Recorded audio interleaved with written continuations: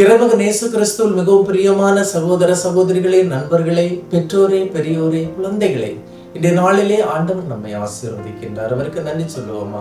அன்பு தெய்வமே, இந்த அதிகாலை வேளையிலே உடைய இறை வார்த்தையை தந்து, உடைய அருள்வரத்தை தந்து, உடைய தூயாவின் துணையை தந்து நீர் எங்களை வழிநடத்தும் போது இந்த நாளில் நாங்கள் தொடங்கவிருக்கின்ற இந்த வாழ்வு, இந்த நாள் உடைய பாதத்திலே நாங்கள் தொடங்குகின்றோம். உடைய அருள்வரத்திலே நாங்கள் தொடங்குகின்றோம். எங்களை ஆசீர்வதி.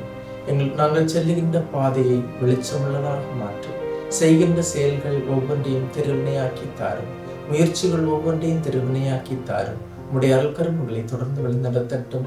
தூய ஆவியின் ஆற்றலும் இறை வார்த்தையின் ஆற்றலும் அபிஷேகமும் எங்களோடும், எங்களுடைய பிள்ளைகளோடும், எங்களுடைய குழந்தைகளிலும் நிலைக்கட்டும். ஆமென். அன்பு மிக்கவர்களே, இன்றைய நாளிலே நாம் தியானிப்பதற்காக எடுத்துக்கொண்ட இறை வார்த்தை தொடக்க நூல் 26ஆம் அதிகாரம் 4-5 இறை வார்த்தை. உன் வழிமரபை விண்மீன்களைப் போல் பெருகச் செய்வேன். உன் வழிமரபினருக்கு இந்நிலங்கள் அனைத்தையும் தருவேன். மண்ணுலகின் மக்களினங்கள் அனைத்தும் வழிமரபின் மூலம் ஆசீர்வதிக்கும். ஆபிரகாமின் மகன் ஈசாக்கை ஆசீர்வதித்து கடவுள் சொன்ன வார்த்தைகள் இவை. உன் வழிமரபை விண்மீன்களைப் போல் பெருகச் செய்வேன். மக்களினங்கள் அனைத்தும் வழிமரபின் மூலம் ஆசீர்வதிக்கும். இப்படி ஒரு ஆசீர்வாதம் ஈசாக்குக்கும் அவர் தலைமுறைக்கும் வர காரணம் என்ன காரணம் 5வது இறை வார்த்தை சொல்லுகின்றது.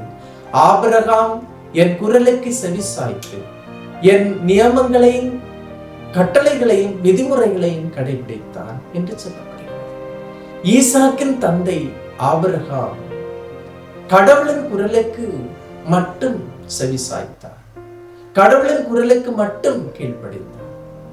அந்த குரலை தன்னுடைய இதயத்தில் நிறுத்தி அவருடைய வார்த்தைகளை தனது வாழ்வில் கடைபிடித்து அதற்கு முன்னுரிமை தந்தார், முதலிடம் தந்தார். அந்த வார்த்தைகளை நிறைவேற்றினார். கடவுள் வாக்களித்தது நிறைவேறுமா இல்லையா என்பது அவருக்கு தெரியாதிருந்தும் அவர் நிறைவேறும் என்று நம்பினார். அந்த நம்பிக்கையை கடவுள் அவருக்கு நீதியாக கருதினார். அவருக்கு அனைத்து ஆசிரியையும் தந்தார்.